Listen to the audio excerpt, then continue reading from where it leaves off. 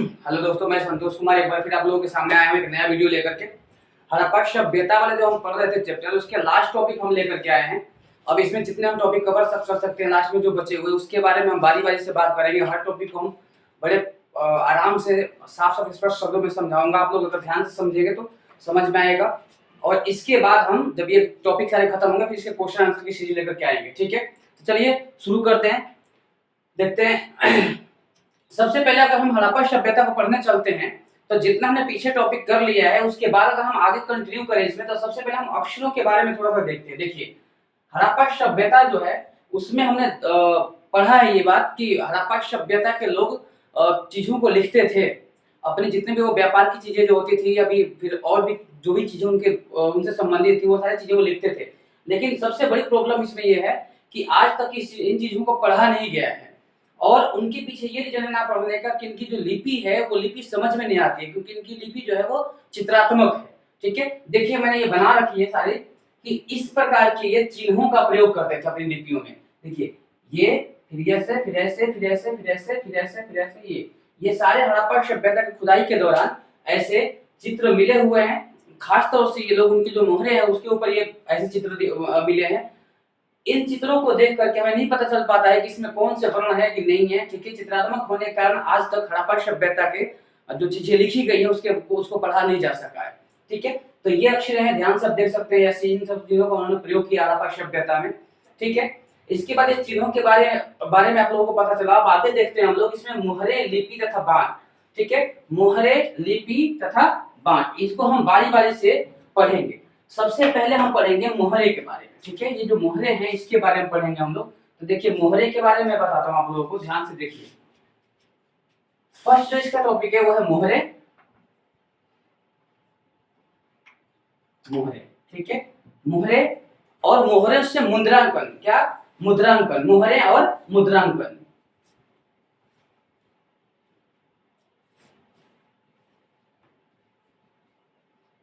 मुद्रांकन, इसे ध्यान से समझना है मोहरे और मुद्रांकन में कि इनका मोहरे और मुद्रांकन की प्रक्रिया क्या थी, मोहर और मुद्रांकन से ये लोग करते क्या थे। देखिए, मोहरे और मुद्रांकन जो है हड़प्पा वासियों के लंबी दूरी के व्यापार को आसान कर देता था। ये मोहरे और मुद्रांकन जो है ये इनकी लंबी दूरी के व्यापार को आसान कर देता था। आप सभी लोगों को मालूम है कि व्यापार में इसका क्या महत्व है। ठीक है, मुद्रांकन के बारे में हम बात करते हैं कि मुद्रांकन में होता क्या था। हड़प्पा सभ्यता के लोग जब कभी किसी दूसरे देश से या दूर से जब व्यापार करते थे किसी भी चीज के वस्तु का, तो इन वस्तुओं का व्यापार में मोहरे और खास तौर से इस मुद्रांकन का प्रयोग करते थे। इसका संधि विच्छेद करेंगे तो आप लोगों को पता चलेगा कि इसका मतलब क्या है। मुद्रा धन अंकन, मतलब कि मुद्राएं इनकी जो थी, मुद्राएं जो थी इनकी, जो सिक्के वगैरह थे, जो मोहरें थी, उससे ये लोग क्या करते थे कि एक सील की काम लेते थे ये लोग। जब ये लोग एक बोरे के अंदर, मान लीजिए कि एक बोरे के अंदर ये लोग सामान भर देते थे और इस बोरे का ये लोग मुख को ऐसे रस्सियों से बांध देते थे। बोरे के अंदर सामान भरना और सामान भरने के बाद में उसके मुख को ये लोग रस्सियों से बांधते थे और बांधने के बाद में इसे गीली मिट्टी से लेप कर देते थे उसके ऊपर। लेप करने से क्या होता था कि अगर ये बोरा कहीं कोई लेके जा रहा है देने के लिए किसी राजा के पास में या किसी व्यापारी के पास में, तो अगर ये गीली मिट्टी जो ऊपर वाली जो हिस्से पर लगाएगी उसके मुख के ऊपर, अगर रस्सी कोई खोलने की कोशिश करता है या खोलता है, तो ये जाहिर सी बात है गीली मिट्टी का जो मुद्रांकन किया गया है वो टूट जाता मोहरे। और जैसे ही मोहर टूटती तो इससे ये आभास हो जाता था, ये पता चल जाता था जो लेने वाला था उसको कि कहीं ना कहीं इस बोरे में जो सामान भरा गया है इस कट्टे के अंदर, इसके साथ में छेड़छाड़ किया है लाने वाला। अगर ये टूटता है तो इसका मतलब क्या है कि छेड़छाड़ किया गया उसे, और ये सुरक्षित पहुंचता था उस स्थान पर जहां पर इसे भेजा जाता था, जिससे पता चलता था कि इसके साथ में छेड़छाड़ नहीं किया गया था। तो लंबी दूरी के व्यापार करने के लिए हड़प्पा सभ्यता के लोग इन दोनों तकनीकों का प्रयोग करते थे, खासतौर से मुद्रांकन का। ठीक, एक फायदा इसका और भी था कि लंबी दूरी के व्यापार के अलावा क्या करते थे ये लोग कि जब ये भेजते थे कट्टे को उसमें सामान भर करके, और जिसको वो देना होता था, मान लीजिए किसी राजा को देना होता था दूसरे राजा को, तो जब ये इसके पास चीजें पहुंचती थी तो उस राजा को बिना पूछे और बिना जांच किए ये पता चल जाता था कि ये सामान किस राजा ने भिजवाया है और कहाँ के राजा ने भिजवाया है। ये कैसे पता चलता था उनको? जैसे ही ये लोग बोरे के मुख के ऊपर देखते थे, क्योंकि मुख के ऊपर सीलिंग की होती थी सिक्के से, मोहरे से, तो जिससे पता चल जाता था कि ये मुद्रांकन जो किया गया, ये मुद्रा जो सिक्का जो है ये किस राजा का है। तो इससे दो फायदा होता था। एक तो आराम से लंबी दूरी के व्यापार में सेफ और सुरक्षित इनके सामान पहुंच जाते थे, और दूसरा कि बिन बताए पता चल जाता था किस राजा ने इसे भिजवाया है। देखिए ये क्यों प्रयोग किया गया, सभी चीजें बातें आपको समझ में आई। अब इसका प्रयोग क्यों किया गया उस समय ये समझिए। देखिए आज जो हम लोग जो आधुनिक समय और आधुनिक दौर में चल रहे हैं, जिसको कि हम औद्योगिकरण के दौर से भी हम आगे निकल चुके हैं, उसमें आप लोगों ने देखा और समझा है कि आजकल अगर हम देखें तो किसी भी सामान को कहीं पर सेफ और सुरक्षित पहुंचाना बड़ा इजी हो गया है। क्योंकि आजकल देख रहे हैं क्या क्या चल रहा है, आजकल सबसे अच्छा और सबसे फास्ट काम चलने लग गया कोरियर का। तो कोरियर के थ्रू हम किसी भी चीज को आराम से पहुंचा सकते हैं और बिना छेड़छाड़ के वो सुरक्षित जगह पर पहुंच जाता है। लेकिन उस समय तो ऐसी टेक्निक थी नहीं, तो ऐसे ही तरीकों से सेफ और सुरक्षित पहुंचाने के लिए ये मुद्रा, मोहरे और मुद्रांकन का प्रयोग हड़प्पा सभ्यता के लोगों ने करना शुरू किया था। ठीक, तो मोहरे और मुद्रांकन का क्या महत्व है ये आप लोगों को आसानी से समझ गया। पहला क्या था इसका मेन मकसद कि लंबी दूरी के व्यापार को सेफ और सुरक्षित बनाना। देखिए लंबी दूरी के व्यापार को आसान बनाना, लंबी दूरी के व्यापार को ये लोग आसान बना देते थे इस मोहरे और मुद्रांकन के थ्रू, ये द्वारा। ठीक है, तो ये मेन इनका मकसद था मोहरे और मुद्रांकन का। अगर आप 12वीं क्लास के फर्स्ट बुक के पहले चैप्टर अगर आप खोलेंगे तो उसमें आपको ये मोहरे और मुद्रांकन वाला टॉपिक मिलेगा, जो आपको ये समझना था वो मैंने आप लोगों को सही प्रकार से समझाया। आप लोग पढ़ेंगे तो आपको और इजी समझ में आ जाएगा अगर 2-3 बार आप देखेंगे वीडियो को तो। ठीक है, इसके बाद इसकी जो दूसरी टॉपिक है, हमने मोहरे और मुद्रांकन के बारे में पढ़ लिया। अब हम पढ़ेंगे लिपि के बारे में। किसके बारे में पढ़ेंगे? लिपि के बारे में। देखिए मैं इसे पहले बिठा देता हूं। अब हम पढ़ेंगे लिपि के बारे में। इसकी जो लिपि है, हम अब हड़प्पा सभ्यता के लिपि के बारे में बात करेंगे। ठीक है, कि हड़प्पा सभ्यता के लोग किस प्रकार के लिपि का प्रयोग करते थे। ठीक है, तो ध्यान रखिए कि हड़प्पा सभ्यता की जो लिपि थी ये आज भी एक रहस्यमय बनी हुई है, और इसको एक रहस्यमय लिपि कहा भी जाता था। हड़प्पा सभ्यता की जो लिपि है ये एक रहस्यमय लिपि है, और इसको आज भी रहस्यमय कहा जाता है। रहस्यमय कहने के पीछे इसका जो कारण है, जो रीजन है, वो ये चिन्हों का प्रयोग है, जिसको कि आज तक जितने भी इतिहासकार या पुरातत्वविद रहे हैं इसके बारे में अब तक जानकारी इकट्ठा नहीं कर पाए हैं। इसीलिए इस लिपि को रहस्यमय लिपि कहा जाता है। इसके पीछे और भी कई सारे रीजन है इसे रहस्यमय लिपि कहने के पीछे हड़प्पा सभ्यता के। देखिए सबसे जो लंबा अभिलेख मिला है, सबसे लंबा अभिलेख जो हड़प्पा सभ्यता में सबसे लंबा अभी तक का अभिलेख जो मिला है उसमें 26 चिन्हों का प्रयोग किया गया। तो कितने चिन्हों का? 26 चिन्हों का प्रयोग किया गया है।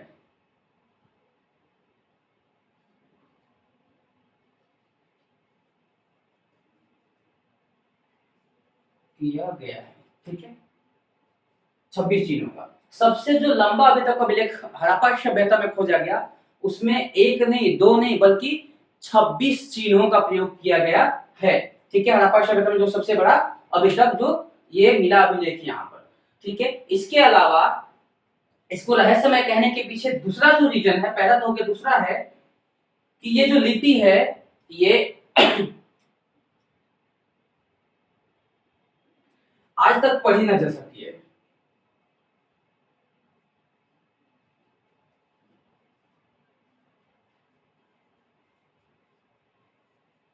देखिए इस लिपि को हम रहस्यमय कहते हैं क्योंकि आज तक इस लिपि को कोई पढ़ नहीं पाया है।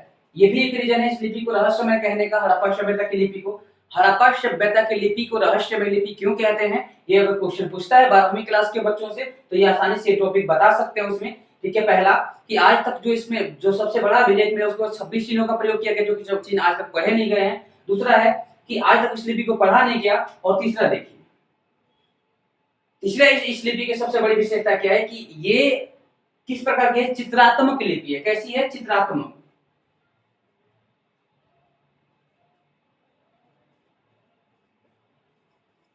चित्रात्मक लिपि, मतलब कहने का इसमें किसी प्रकार के वर्णमाला का प्रयोग नहीं किया गया है। हड़प्पा सभ्यता की जो लिपि है इसमें किसी प्रकार के वर्णमाला और शब्दों का प्रयोग नहीं किया गया है, बल्कि चिन्हों का प्रयोग किया गया है। ये याद रखना है। तीसरा इसका है कि चित्रात्मक है लिपि, आज तक इसे पढ़ा नहीं गया है। ठीक है, इसके अगला जो है, इसमें जो चिन्हों की संख्या है वो भी असमान है। देखिए फोर्थ जो है, चिन्हों की संख्या 375 से 400 तक है। चिन्हों की जो संख्या है इसमें वो 375 से लेकर के 400, कहीं पर 375 चिन्ह है तो कहीं पर 400 चिन्ह है, इसलिए इसे अंदाजा लगाना और पढ़ना इतना आसान नहीं है। हड़प्पा सभ्यता की लिपि एक रहस्यमय लिपि क्यों कहते हैं, इसके बारे में मैं आप लोगों को बता रहा हूँ। ठीक है, इसके आगे एक और इसका पॉइंट है, पांचवा, जो मैं बता दूं आप लोगों को। ये जो लिपि है ये दाईं से बाईं ओर लिखी जाती थी। किस तरफ लिखी जाती थी? दाईं से बाईं ओर लिखी जाती थी। ठीक, ये जो लिपि थी ये दाईं से बाईं ओर लिखी जाती थी। दाईं से बाईं मतलब कि हम लोग क्या करते हैं कि हम लोग जो लिखते हैं अभी, ये क्या करते हैं हम लोग कि हम लोग इस साइड से, लेफ्ट साइड से शुरू करते हैं, ऐसे लिखते हुए चलते हैं हम लोग। ठीक, ये तरीका होता है हमारा लिखने का। लेकिन ये लोग क्या करते हैं, इधर से शुरू करते थे और ऐसे लिखते हुए इस साइड में चलते थे, मतलब कि दाएं से बाएं। ये हमारा लेफ्ट है, ये राइट है, तो ये राइट से लेफ्ट लिखते थे इस तरफ से, और हम लोग लिखते हैं इस तरफ। तो हमारा ये लिखने का तरीका है, इनके लिखने का तरीका ये था। अब बात आती है कि मैं आप लोगों को बताता रहा हूँ कि ये लिपि जो है वो दाईं से बाईं लिखी जाती थी, और आप लोग कह भी रहे होंगे कि हाँ बिल्कुल लिखी जाती थी। लेकिन रीजन ये है कि इतिहासकार या पुरातत्वविद जो हैं वो किस तरह से हमें बताते हैं कि ये लिपि भाई दाएं से बाएं ही लिखी जाती थी, बाएं से दाएं नहीं लिखी जाती थी। तो इसका सबसे आसान जो तरीका है जानने का कि कोई लिपि जो है वो दाएं से बाएं लिखी जाती थी कि बाएं से दाएं लिखी जाती थी, उसको जानने का सबसे आसान तरीका देखिए। अगर किसी लिपि को हम मान लीजिए कि हम एक लिपि है जो हम लिख रहे हैं, हमने यहां से लिखना शुरू किया। ठीक, ये पेज है पूरा, ये मान लेते हम पेज है, इसमें लिख रहे हैं हम लोग। तो जब हमने यहां से लिखना इसको शुरू करेंगे, इस तरफ से लिखना शुरू करेंगे, तो लिखते लिखते हम जाएंगे। ठीक है, तो जाहिर सी बात है कि हम इधर वाला हिस्सा ज्यादा लेते हैं, ऐसे लिखते हुए चलेंगे। फिर अगर हमें कोई हाफ लिखना होगा, मान लीजिए हम यहीं तक छोड़ना पैराग्राफ पूरा हो गया, तो सिंपल सी बात यह है कि इधर का पूरा जो एरिया है वो कवर्ड है, लेकिन इस वाले हिस्से वाला एरिया खुला हुआ है, जिससे आसानी से अंदाजा लगाया जा सकता था कि ये लिपि इधर से लिखनी शुरू की गई थी, लेफ्ट से। अगर इसी को मैं उल्टा कर दूं, अगर हम देखें जैसे कि हड़प्पा सभ्यता लिखते थे, मान लीजिए कि वो लोग लिपि इधर से लिखना शुरू करते हैं, ठीक है, इधर से, तो वो लिखते हुए यहाँ तक आएंगे इस पेज के अंत तक। ठीक, फिर यहाँ से लिखना शुरू करेंगे, ये लोग लिखे फिर एंड तक, और फिर मान लीजिए कि यहीं लिखते लिखते लिखते आए और यहाँ तक खत्म हो गया पेज। ठीक है, यहाँ पर इनका पैराग्राफ खत्म हो गया। तो सिंपल सी बात यह है कि ये स्पेस कहाँ बच गया, ये वाला हिस्सा बच गया, यहाँ पर ये वाला हिस्सा बचा हुआ था। इससे अंदाजा लगाना आसान था इतिहासकारों के लिए, ये लिपि इधर से इधर लिखी जाती थी, नहीं कि ये जो हम लिखते हैं तरीका, ये लिखने का तरीका यहाँ है। अगर इधर स्पेस छूटा हुआ है तो सिंपल सी बात है कि लेफ्ट से राइट लिखी जाती है। अगर इधर से यहाँ स्पेस छूटा हुआ है तो जिससे अंदाजा लगाना आसान था कि ये लिपि इधर से इधर लिखी जाती थी। तो इसीलिए मैंने देखा है कि दाईं से बाईं लिखी जाती थी, इतिहासकारों ने ऐसा समझाया है। मैंने आप लोगों को थोड़ा इजी करके समझाने के लिए देखा कि इस तरह से लिखा जाता, तो हम पहचान सकते हैं, आसानी से आप भी पहचान सकते हैं कि किस प्रकार से ये लिखी जाती रही होगी। ठीक है, क्लियर हो गया यहाँ तक? चलते हैं हम आगे। इसके हमने लिपि के बारे में बात कर लिया, अब हम बांट के बारे में पढ़ेंगे। और बांट के मतलब क्या होता है हम आप लोगों को पता ही होगा ऐसे, तो मैं फिर भी बता देता हूँ एक बार। बांट का मतलब क्या है यहाँ पर देखिए, जब हम कभी मार्केट में सामान परचेज करने के लिए जाते हैं, मार्केट में हम सामान लेने के लिए जाते हैं, तो जब हम सामान जिससे सामान तौला जाता है तराजू में रख करके, उसे हम बाट कहते हैं। ठीक है, और कहीं कहीं पर इसको बटखरा भी बोलते हैं। तो आपको बाट याद रखनी है, हमें पढ़ना क्या है यहाँ पर, मेन पढ़ना हमें है यहाँ पर बाट। ठीक, बाट के बारे में पढ़ना है कि हड़प्पा सभ्यता के लोग बाट। हम पहले ही पढ़ चुके हैं हड़प्पा सभ्यता के लोगों के बारे में कि हड़प्पा सभ्यता के लोग व्यापार करते थे, दूर दूर से व्यापार करते थे। तो सिंपल सी बात एक समझने वाली है, कॉमन सेंस की, कि जब ये व्यापार करेंगे तो ये लोग सामान खरीद बिक्री करने के लिए तौल माप तौल भी करते होंगे, वस्तु विनिमय के अलावा माप तौल भी करते होंगे ये लोग। तो माप तौल करने के लिए उनको तराजू चाहिए। तो सिंपल सी बात ये है कि ये लोग तराजू का भी इस्तेमाल करते रहे होंगे। हड़प्पा सभ्यता के जो लोग थे ये तराजू का भी इस्तेमाल करते थे। ठीक,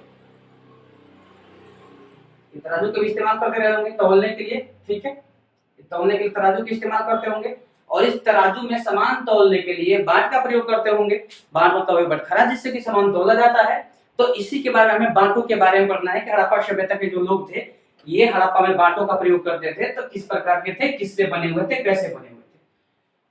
ठीक है, देखिए सबसे पहले हमें बांटों के अगर हम बारे में बात करें तो चट जो ये बांट जो है ये थे चट नामक पत्थर से बने थे। आराम से कोई भी अगर लिखना चाहेगा बांटों के बारे में आएगा तो याद रखना जो मैं पॉइंट बता रहा हूँ खास तौर से उन 12वीं क्लास के बच्चों के लिए कि जो कि अगला सेशन में अटेंड करेंगे अपनी क्लास।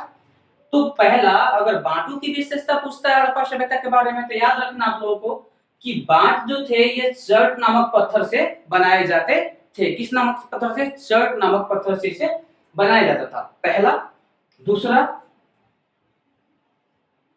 ये जो बांट जो होते थे ये इनकी जो माप होती थी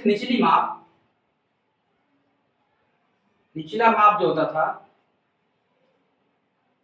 हड़प्पा सभ्यता के जो मापदंड होते थे इनके इसके बांटों के जो मापदंड जो होते थे वो द्विघातीय होते थे। कैसे, द्विघातीय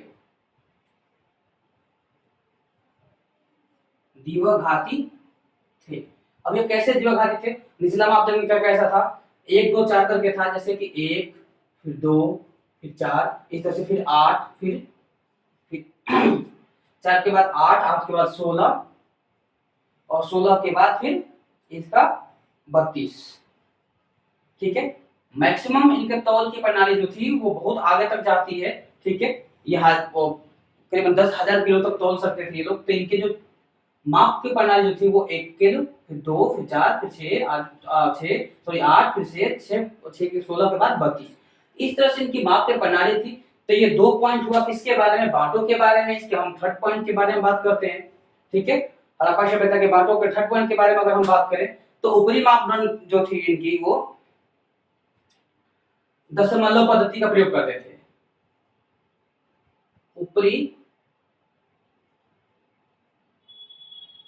ऊपरी मापदंड में दशमलव पद्धति कौन सी पद्धति का लोग प्रयोग करते थे, दशमलव पद्धति का ये लोग प्रयोग करते थे। या दशमलव प्रणाली लिख देता हूं। ऊपरी मापदंड में हड़प्पा सभ्यता के लोग दशमलव प्रणाली का प्रयोग करते थे। ठीक है, ये 3 होगी इसकी विशेषता। अब हम फोर्थ देखते हैं। कहीं पर भी किसी को डाउट होता है कभी भी तो आप लोग कमेंट करके पूछ सकते हैं। ठीक है, फोर्थ अगर हम देखते हैं तो फोर्थ में अगर हम देखें तो छोटे बांटों का प्रयोग, जो छोटे छोटे बांट होते थे, छोटे बांटों का प्रयोग किसके लिए होता होगा, ये मनके और गहनों को तौलने के लिए, मनके और कीमती वस्तुओं के लिए।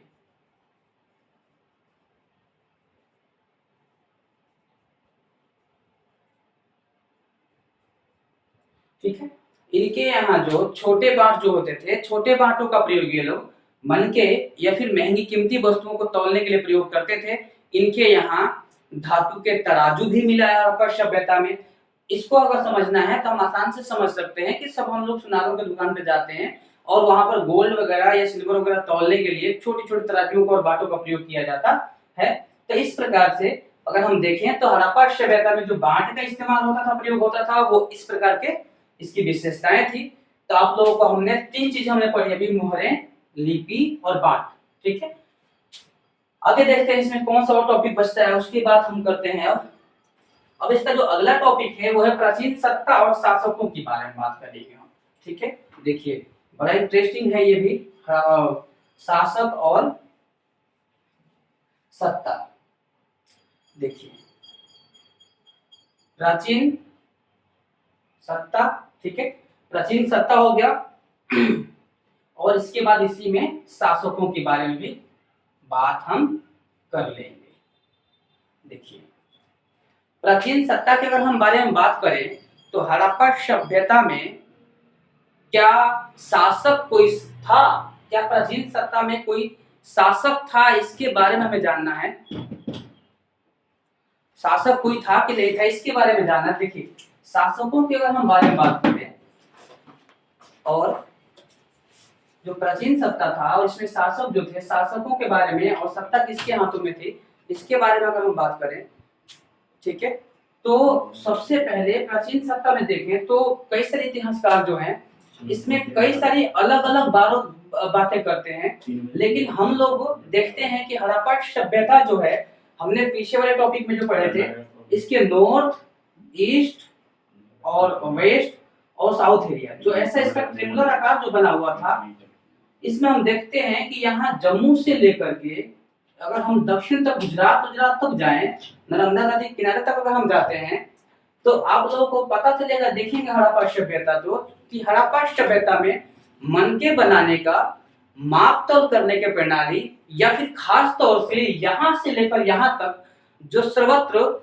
ईंट मिले हुए हैं, ईंट, ठीक है, ये एक जैसे ही मिले हुए हैं, इनके माप तौल ईंट वगैरह जो थे वो लगभग एक जैसे थे, जिससे ये पता चलता है कि हड़प्पा सभ्यता में जो सत्ता है चलाने वाला कोई ना कोई तो रहा होगा, तभी जो समृद्ध प्रणालियां देखने को मिलती है हड़प्पा सभ्यता के अंदर। तो अगर आप लोगों से क्वेश्चन में आता है कि सत्ता और शासक के बारे में बताना है, तो आपको बताना है कि हड़प्पा सभ्यता काफी लंबाई चौड़ाई में फैला हुआ क्षेत्र था, लेकिन इसमें जो देखने को मिलती है वो क्या चीजें हैं कि समरूपता इसमें देखने को मिलता है। ईंटों की अगर हम बात करते हैं, मनके बनाने की बात करते हैं, ठीक है, तो जिससे ये पता चलता है कि कोई ना कोई रहा होगा जो कि डायरेक्शन के हिसाब से इसको चलाता होगा, ठीक है। तो ये तो प्राचीन सत्ता के बारे में आपको समझ में आया। अब शासकों के बारे में बात करते हैं कि हड़प्पा सभ्यता के जो शासक हैं, इनके बारे में इतिहासकार जो हैं अपनी अपनी राय अलग अलग रखते हैं। तो इन रायों को अगर हम अलग अलग करके देखें तो उसमें से 3 राय प्रमुख रूप से रखी जाती है। सबसे पहले प्रकार के जो पुरातत्वविद और इतिहासकार है वो क्या कहते हैं शासकों के बारे में, देखिए बताता हूं। पहले अगर हम शासकों के बारे में बात करें तो पहले प्रकार के जो इतिहासकार हैं वो कहते हैं कि हड़प्पा सभ्यता में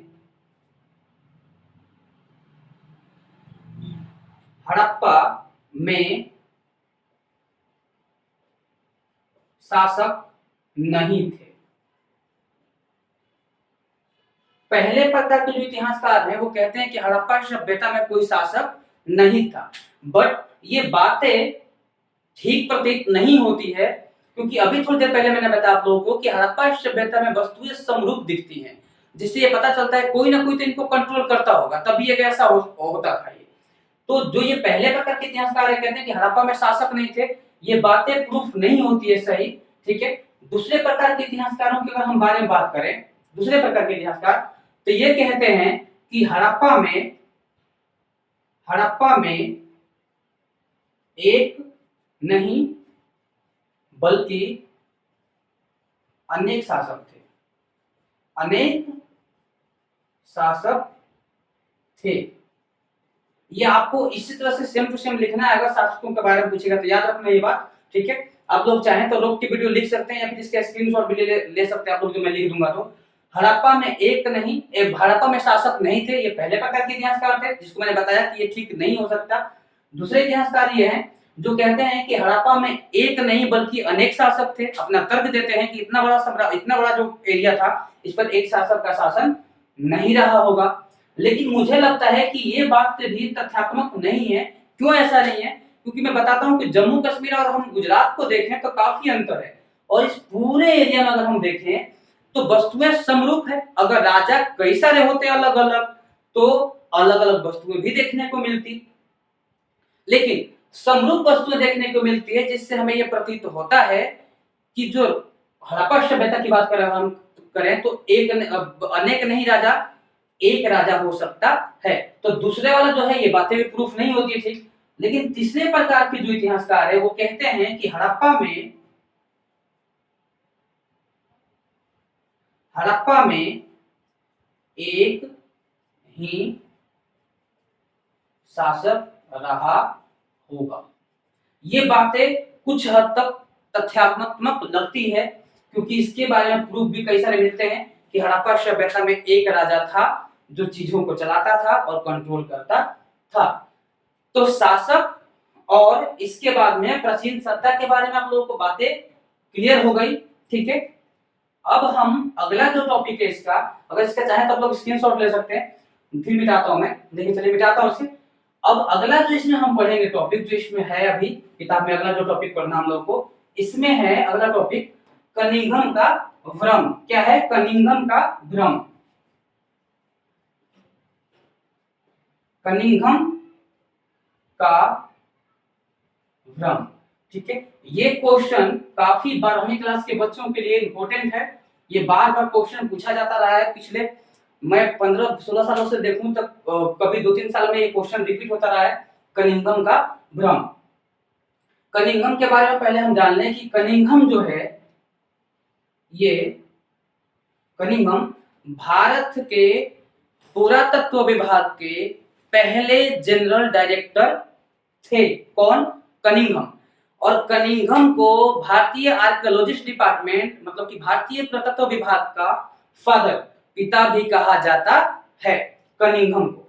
कनिंघम भारतीय पुरातत्व विभाग के पहले जनरल डायरेक्टर थे, इनको भारतीय पुरातत्व विभाग का पिता भी कहा जाता है, ठीक। ये याद रखना कनिंघम के बारे में। अब कनिंघम के भ्रम के बारे में अगर हम बात करें तो सबसे पहले ये बातें ध्यान से सुनिए कि इसमें क्या है। ये भ्रम, भ्रम किताब में स्पष्ट रूप से नहीं है लिखी हुई, तो बच्चे थोड़ा सा कंफ्यूज हो जाते हैं उसे समझने में। देखिए कनिंघम जो है, जैसा भी मैंने आप लोगों को बताया कि कनिंघम पहला जनरल डायरेक्टर थे, इनको जब बनाया गया भारतीय पुरातत्व विभाग के जनरल डायरेक्टर, तो उस समय इन्होंने जो मोस्टली किताबें पढ़ी थी भारत के बारे में, ये पढ़ी थी किसकी? चीन वालों की।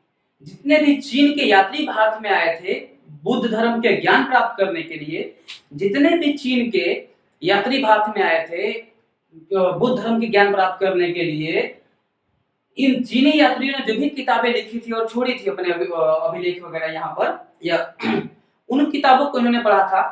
ये अनभिज्ञ थे कि हड़प्पा नामक चीज भी कुछ थी उस समय। तो इन किताबों के ऊपर जब वो पढ़े किताब, तो इनके दिमाग में एक बात ये चलती थी, या मैं कह सकता हूँ पूर्वाग्रह इनके दिमाग में बैठा हुआ था कि भारत में अगर शहरों का और बस्तियों का विकास कहीं होता है तो ये गंगा घाटी में होता है। क्यों? क्योंकि उन्होंने चीन के बारे में, चीन के लोगों को पढ़ रखा था, और चीन के लोग भारत में कहाँ आए थे? तो आप लोगों को पता होगा कि उस समय भारत में प्राचीन, अगर हम भारत की बात करें तो प्राचीन भारत में, देखिए प्राचीन अगर हम भारत की बात करें, भारत में बौद्ध धर्म का जो केंद्र हुआ करता था, केंद्र, बौद्ध धर्म का केंद्र हुआ करता था, वो कहाँ हुआ करता था? विक्रमशिला विश्वविद्यालय और नालंदा विश्वविद्यालय। प्राचीन भारत में बौद्ध धर्म का जो केंद्र हुआ करता था, ये कौन सा होता था? विक्रमशिला और दूसरा था नालंदा।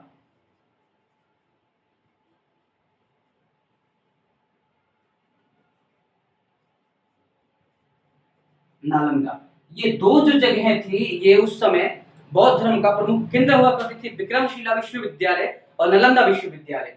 तो अधिकतर जितने भी यात्री भारत में आए बौद्ध धर्म के ज्ञान प्राप्त करने के लिए, वो इस तरफ गए। और ये दोनों ही चीजें आप लोगों को मैं बता दूं, कहां पर है भाई ये नालंदा और विक्रमशिला? तो आप लोगों को पता होगा कि आधुनिक बिहार। कहां पर है? आधुनिक बिहार में। क्लियर? कहां है? आधुनिक बिहार में। तो इन लोगों ने जो भी चीजें लिखी, ये गंगा घाटी और बिहार के आसपास के हिस्सों के बारे में, या मगध वाला जो क्षेत्र था उसके बारे में लिखा था। तो इन महाशय के दिमाग में यही बात चल रही थी कनिंघम साहब के, कि जो भी भारत में विकास जो हुआ है शहरों का और ग्रामीण एरिया का, वो कहाँ हुआ है? गंगा घाटी में।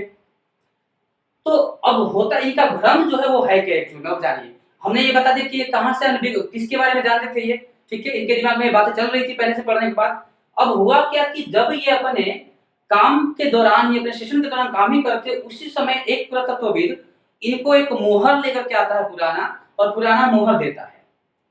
ये मोहरों का ठीक प्रकार से जांच पड़ताल ना करके इन्होंने उस मोहर को ऐसे ही बता दिया कि ये गंगा घाटी का सिक्का है, जबकि वो सिक्का जो था वो काफी पुराना सिंधु घाटी का सिक्का था, वो हड़प्पा सभ्यता का सिक्का था। ठीक, इनसे ये चूक हुई, उसका रिसर्च इन्होंने सही नहीं किया। इसी को हम इतिहास में कनिंघम के भ्रम के रूप में याद करते हैं, या कनिंघम का भ्रम कहते हैं। मीन्स कहने का आप सुनिए ध्यान से कि कनिंघम भारतीय पुरातत्व विभाग के पहले जनरल डायरेक्टर, इनको भारतीय पुरातत्व विभाग के पिता भी कहा जाता है। जब इनको एक पुरातत्वविदा मुहर लेकर के आता, सिक्का लेकर के आता और पूछता कि ये कहाँ का सिक्का, कब का है, तो इन्होंने उसका काल गणना ना करके ऐसे ही अंदाजे पर बता देते हैं कि गंगा घाटी का सिक्का है, जबकि ये गंगा घाटी का सिक्का वो नहीं था, वो बहुत पुराना सिक्का था, वो सिंधु घाटी सभ्यता का सिक्का था। इसे भारतीय इतिहास में कनिंघम का भ्रम कहा जाता है। तो कनिंघम के भ्रम में आप लोगों को इतनी सारी चीजें समझ में आई, और कनिंघम का भ्रम पूछता है 3 नंबर का क्वेश्चन में हमेशा 12वीं क्लास के बच्चों से, तो याद रखना आप लोगों को। ठीक है, कनिंघम का भ्रम।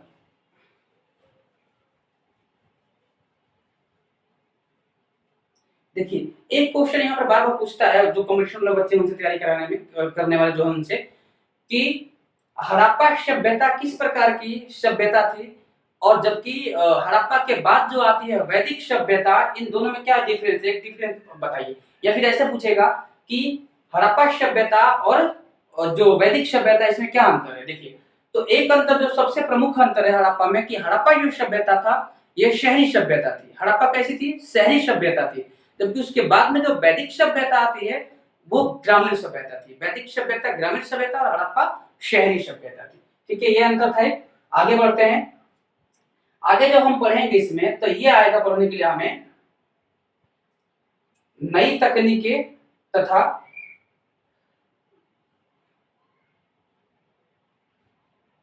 नई तकनीकों का, अच्छा नई तकनीक और प्रश्न टॉपिक है, नई तकनीकें और प्रश्न। नई तकनीकें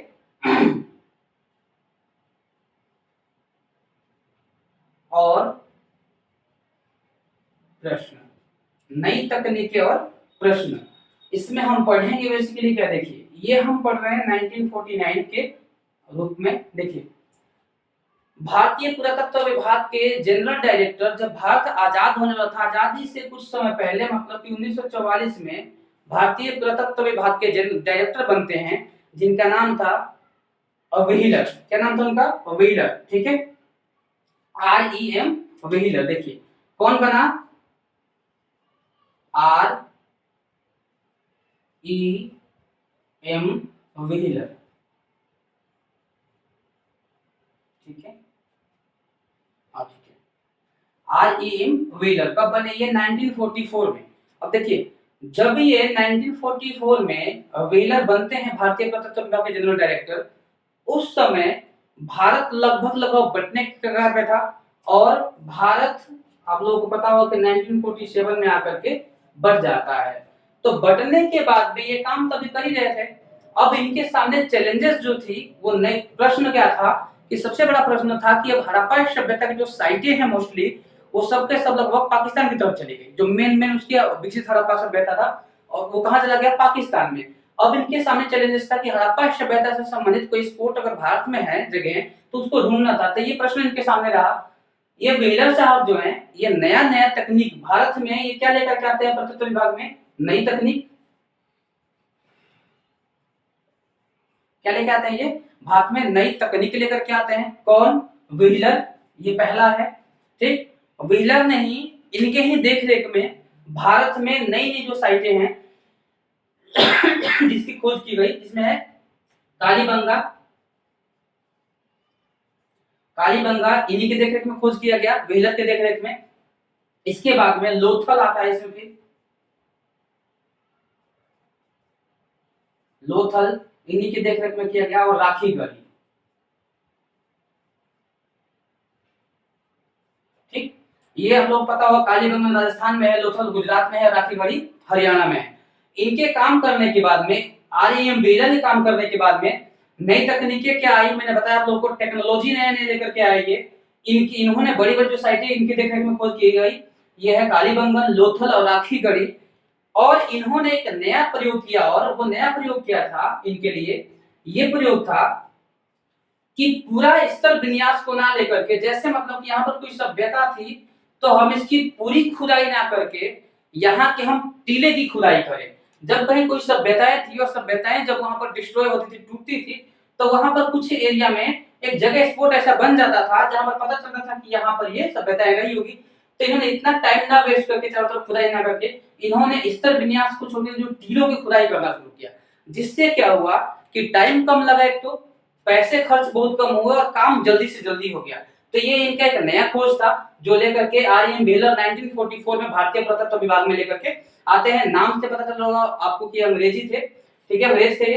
तो ये इन्होंने एक नया खोज किया और नया लेकर के आया। एक चीज और हुआ कि इनके आने के बाद में जो बाहरी पुरातत्ववेत्ता होते थे, आर्कियोलॉजिस्ट कहने का मतलब अमेरिकन हो या ब्रिटिश हो, इनके आने के बाद में उन्होंने भी भारतीय पुरातत्व विभाग में रुचि रखना शुरू किया और उन्होंने तेजी से भारतीय पुरातत्व विभाग के साथ मिलकर के काम करना शुरू किया, जिससे कि हमारे प्राचीन से प्राचीन सभ्यताओं के स्थानों को जल्दी से जल्दी खोज करके इतिहास में ला दिया गया।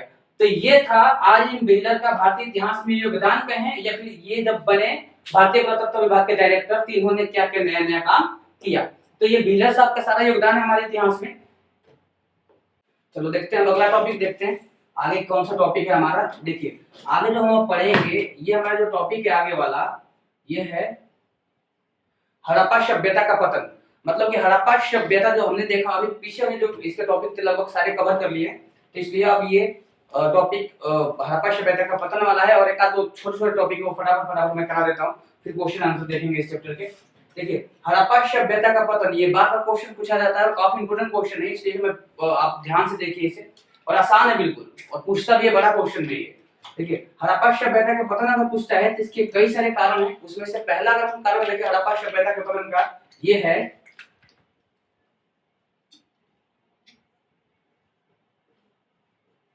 जलवायु परिवर्तन।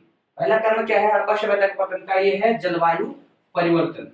वहां के जलवायु में परिवर्तन हुआ, हड़प्पा सभ्यता के लोग शायद इसके साथ में नहीं एडजस्ट कर पाए और इसके कारण उनको इस जगह को छोड़ना पड़ा जहां पर वो पहले से रहते थे। अगर इसका हम सेकंड का रीजन के बारे में देखें कि हड़प्पा सभ्यता का पतन क्यों हुआ, इसका सेकंड कारण इसमें आ जाएगा बाढ़ आना। ठीक है, आप सभी लोगों को पता है कि हड़प्पा सभ्यता की जितनी भी बस्तियां बसी हुई थी वो किसी न किसी नदी के किनारे बसी हुई थी। ठीक, इन नदियों में बाढ़ आया होगा, आज के आधुनिक तकनीक उनके पास नहीं था, ये शायद नहीं बच पाए, इनकी बस्तियां सब उजड़ गई बाढ़ के कारण और ये लोग वहां से विस्थापित हुए या फिर मारे गए। ठीक, बाढ़ के बाद आएगा अगला जो है, ये है वनों की कटाई। वनों की कटाई, वनों की कटाई वहां पर तेजी से हुई। अब वनों की कटाई से क्या हुआ, जब वनों की कटाई हुई होगी तेजी से, जाहिर सी बात है वहां पर जलवायु परिवर्तन रहा होगा। तो ये भी एक रीजन रहा कि वनों की कटाई जब तेजी से हुई तो वहां के जो उनके जानवर मवेशी वगैरह थे, वो लोग, उन लोगों के लिए यहाँ पर खाना पीना भी नहीं मिला मवेशियों के लिए, और वनों की कटाई होने के कारण लकड़ी के ऊपर जो डिपेंडेंट थे, लकड़ी उनको नहीं मिली, जिससे कि वो लोग अलग जगह पर इन सब वस्तुओं की खोज में चले गए। तो एक हो गई वनों की कटाई, और इसके अगला अगर हम बात करें तो नदियों का मार्ग बदलना। अगला जो इसका होगा वो होगा नदियों का मार्ग बदलना। नदियों का मार्ग बदलना, ये भी एक हड़प्पा सभ्यता के पतन का रीजन रहा, नदियों का मार्ग बदलना। शायद जो नदियां इस तरह से बहते हुए आ रही होंगी, यहाँ इनकी बस्तियां रही होगी, लेकिन नदियों ने क्या किया, मार्ग ही बदल दिया, यहाँ से इस तरह से बहने लग गई ये लोग, जिसके कारण यहाँ से जो बस्तियां थी ये उठ करके इधर आ गई होंगी, या तो फिर कहीं और विस्थापित हो गए होंगे। तो ये भी रीजन रहा, नदियों का मार्ग बदलना। इसके बाद अगर अगला हम रीजन देखें तो इसमें आएगा एक बाहरी आक्रमण। इसका एक अगला रीजन होगा वो होगा बाहरी आक्रमण। बाहरी आक्रमण, बाहर से यहाँ पर आक्रमण हुआ होगा, आक्रमणकारियों ने इनको वहां से भगा दिया होगा, इनको मार दिया होगा, खत्म कर दिया होगा, जिससे कि हड़प्पा सभ्यता का पतन हो गया होगा। एक अगर हम रीजन आगे देखें, इसमें और एक रीजन आया, तो अगर हम अगला रीजन देखें इसमें तो हो सकता है भूकंप। भूकंप का ना, भूकंप भी एक रीजन रहा होगा, भूकंप यहाँ पर आया जिससे कि इनकी बस्तियां वहां से उजड़ गई। तो हड़प्पा सभ्यता के खत्म होने में एक इसने भी महत्वपूर्ण रोल अदा किया, भूकंप का आना, ठीक है। और एक रीजन जो आखिरी इसका रीजन जो है वो है नदियों का सूख जाना, नदियों का सूख जाना, ठीक। ये भी एक रीजन था। तो अभी आप लोगों ने देखा हो जाना कि हड़प्पा सभ्यता जो था इसका पतन कैसे हुआ, ये हड़प्पा सभ्यता डिक्लाइन कैसे हुआ, कैसे खत्म हुआ, इसके बारे में आप लोगों को सारे पॉइंट्स मैंने बता दिए हैं। इसको आप पेपर में इजीली लिख सकते हो आप लोग, ठीक है। अगर 5-6 नंबर क्वेश्चन ये पूछता आप लोगों से 12वीं क्लास में तो, ठीक। तो ये हड़प्पा सभ्यता के पतन के बारे में था जो आप लोगों ने देखा और समझा इसको। अगर हम आगे इसमें बात करते हैं, अगर हम आगे देखें इसमें, तो आगे वाला जो हमारा टॉपिक है इसमें हमें पढ़ना है अगले टॉपिक में अतीत को जोड़कर पूरा करने की समस्या। क्या है? अतीत को जोड़कर पूरा करने की समस्या। इस अगर मैं बात को ही जैसे ही बोलता हूं अतीत को जोड़कर पूरा करने की समस्या, तो इसमें साफ साफ आता है कि हड़प्पा सभ्यता में जो वस्तुएं मिली उसके बारे में किस प्रकार से लोगों इतिहासकारों या पुरातत्वविदों ने हमें बताया है, ठीक। तो अतीत को जोड़कर पूरा करने की समस्या अगर हम देखते हैं तो देखिए इसमें दो चीजें हमें पढ़ना है। अगर हम अतीत के बारे में बात करें तो अतीत को जोड़कर पूरा करने की समस्या। अगर हम अतीत को जोड़कर पूरा करने की समस्या, इस टॉपिक को अगर हम डील करें, इसको अगर हम देखें तो अतीत को जोड़कर पूरा करने की समस्या में जो सबसे हम पहला पढ़ेंगे इसमें ये है फर्स्ट खोजों का वर्गीकरण पढ़ेंगे हम, जो खोजे किए गए खोजों का वर्गीकरण, ठीक है। खोजों का वर्गीकरण अगर हम पढ़ें इसमें तो इस टॉपिक का मतलब क्या होता है ये समझ लीजिए पहले कि हड़प्पा सभ्यता के अंदर, हड़प्पा सभ्यता में जब वस्तुएं खोजी गई, जब वस्तुओं को खोज लिया गया, तो खोजने के बाद में उसको हमें इतिहासकारों ने या फिर पुरातत्वविदों ने कैसे बताया है कि कौन से वस्तुएं कब और किस यूज में लाई जाती रही होंगी। तो खोजों का वर्गीकरण करना है। वर्गीकरण का मतलब बेसिकली होता है बंटवारा करना, इसको बांटना है हिस्से में, कई हिस्सों में। तो अगर हम खोजों का वर्गीकरण अगर हम देखें, इस टॉपिक को बात करें तो इसमें हम देखेंगे कि इन्होंने क्या किया कि इन्होंने कॉलम बना लिया। ऐसे जैसे मान लीजिए पत्थर का एक कॉलम हो गया, एक लकड़ी का हो गया, ठीक। इसके बाद एक मिट्टी का हो गया, मिट्टी, और इसी प्रकार से मान लीजिए धातु का हो गया, ठीक। ये सारे एक कॉलम बन गए। अब इन्होंने क्या किया कि हड़प्पा सभ्यता के लोगों को जो वस्तुएं मिली, इन्होंने पत्थर वाले को पत्थर में रख लिया, लकड़ी वाले को लकड़ी में रखा, मिट्टी वाले को मिट्टी में रखा और धातु वाले को धातु में रखा। सबको इन्होंने पहले वर्गीकृत कर लिया, अलग अलग कैटेगरी बना लिया इनका।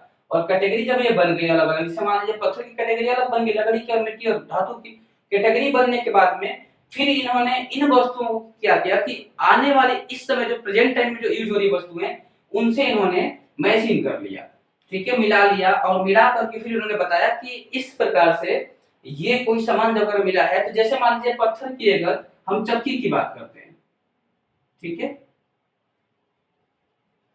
यहाँ पर जब मैं पढ़ाया था पीछे वाले आप लोग वीडियो में देखेंगे तो यहाँ पर औतल चक्की मिली है। तो औतल चक्की का मेन काम क्या होता है? चीजों को पीसना या फिर उसको मसलना, घिसना। तो जब इनको पत्थर की चीजें मिलती, पहले उन्होंने वर्गीकृत कर लिया, पत्थर में उसका रख लिया, और पत्थर में रखने के बाद में फिर इस चक्की को आज से मिला करके देखा कि क्या इस प्रकार के वस्तु हम आज इस्तेमाल करते हैं, प्रयोग करते हैं। अगर प्रयोग करते हैं तो किस काम में करते हैं? जब इनको ये बात अच्छी तरह से मालूम हो गई कि पत्थर का प्रयोग आज हम सिलबट्टे के रूप में करते हैं, तो उन्होंने कहा कि उस समय ये अनाज पीसने का एक मात्र वस्तु थी और इससे अनाज वगैरह पीसते थे हड़प्पा सभ्यता के लोग। उसी प्रकार से अगर हम इसमें चले मिट्टी वाले में, तो मिट्टी वाले में एक साधारण सी बात है, आप देखेंगे तो कि एक घड़ा मान लीजिए, घड़ा बना लीजिए। यहाँ पर उनको इस प्रकार की कोई घड़ा के आकार का कोई चीज मिला, तो आज हम घड़े से क्या करते हैं, आज जिस प्रकार से हम घड़े का प्रयोग करते हैं, उन्होंने मिट्टी वाले बर्तन को रखा, घड़े के आकार कोई अगर चीज इनको मिली है तो उन्होंने कहा कि घड़ा होगा। और इस समय जो हम आज यूज करते हैं घड़े, किस प्रकार से इन्होंने यूज करते हुए बता दिया। तो खोजों का वर्गीकरण का मतलब क्या होता है कि जो वस्तुएं मिली हैं उनको अलग अलग कैटेगरी बना लेना, अलग अलग वर्ग में रख लेना। तो इसे हम खोजों के वर्गीकरण में रखते हैं। ये टॉपिक है अतीत को जोड़कर पूरा करने की समस्या। अतीत मतलब पास्ट जोड़ना मतलब इकट्ठा करके जोड़ करके पूरा करना कि कैसे कैसे चीजें कब कब क्या क्या इस्तेमाल करते रहे होंगे। तो खोजों का वर्गीकरण वाला टॉपिक आप लोगों को बिल्कुल समझ में अच्छी तरह से आ गया होगा। अगला जो टॉपिक है वो है व्याख्या की समस्या। क्या है? व्याख्या की समस्या। देखिए अब ये व्याख्या वाली समस्या क्या, ये बताता हूं आपको।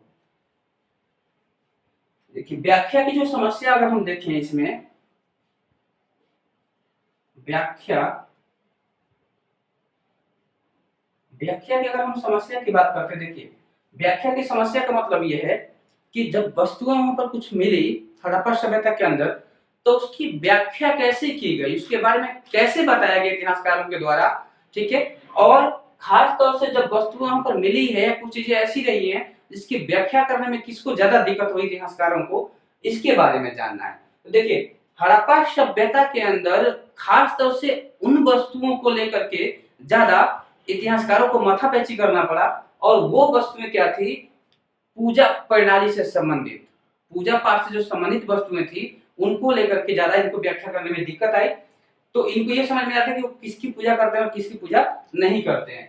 तो यहाँ पर अगर हम बात करें व्याख्या की समस्या में, तो एक वहां पर मूर्ति मिली है, एक मूर्ति मिली पत्थर की, जिसका कोई परिधान जो था वो बड़ा ही अलग तरीके का था। उस परिधान को इन्होंने उस मूर्ति को देख करके देखा कि पूरे हड़प्पा सभ्यता में ऐसी मूर्तियां जनरली नहीं बनाई गई है, तो उस मूर्ति को देख करके उन्होंने इस मूर्ति का नाम मातृ देवी दे दिया, ठीक है। तो उन्होंने इस मूर्ति को मातृ देवी के नाम से संबोधित कर दिया कि ये हड़प्पा सभ्यता के लोगों की मातृ देवी रही होंगी। इसकी समस्या ज्यादा उनके सामने रही। दूसरा जो रहा कि कुछ वहां पर पत्थर आकार के ऐसे ऐसे ऐसे कुछ चीजें गोल गोल सी मिली हैं, ऐसे गोल गोल सी चीजें, इस प्रकार की छोटी छोटी सी चीजें गोल गोल मिली है, जो कि करीबन करीबन शिवलिंग आकार की है, ये शिवलिंग आकार की। तो उन्होंने शिवलिंग से आज की मैच करके बताया कि शायद ये लोग यहाँ पर इसकी पूजा करते रहे होंगे। और एक यहाँ पर और चीज मिला हुआ है, वो है सिंह के आकार के कुछ पहना हुआ एक व्यक्ति है, जो कि आग की पालकी मार करके बैठा हुआ है। उसको इतिहासकार बताते हैं कि शायद इसको हम आज जो आद्य शिव के शंकर भगवान की पूजा करते हैं, उसको उन्होंने आद्य शिव की संज्ञा दिया है, आद्य शिव, ठीक है, आद्य शिव कहा है उसको, मतलब कि ये शंकर भगवान के आज का जो रूप है इसको इन्होंने बताया है।